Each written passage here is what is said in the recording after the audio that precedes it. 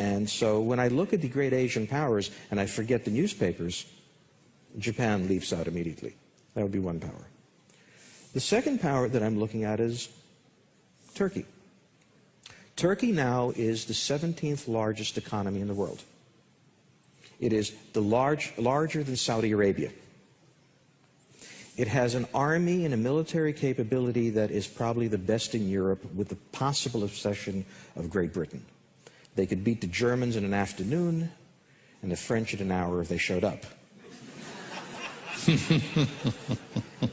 So when we take a look at the Turks, it is not an accident that President Obama, when he finished his tour of Europe, it was quite an unsatisfactory tour of Europe, finished off in Turkey.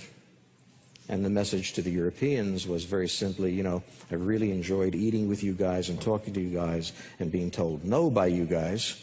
Now I'm going to go to a real ally that has real military power, is negotiating with the Syrians, is working in Iraq, has a very close line to the Iranians, and the Iranians are quite frightened of them, is negotiating with the Armenians, stabilizing the situation in the Caucasus, which is a serious power. Whenever the Islamic world in the past 1,000 years has had a unification, it has been under a Turkic power, and for 500 years it was under the Ottoman rule. And when it was under the Ottoman rule, the Arabs took a subordinate position, and the Turks created an order. Now, for the past 100 years, Turkey has been in a very strange position that it was never in before, because it was surrounded by first the Europeans, and then the Russians and the Americans.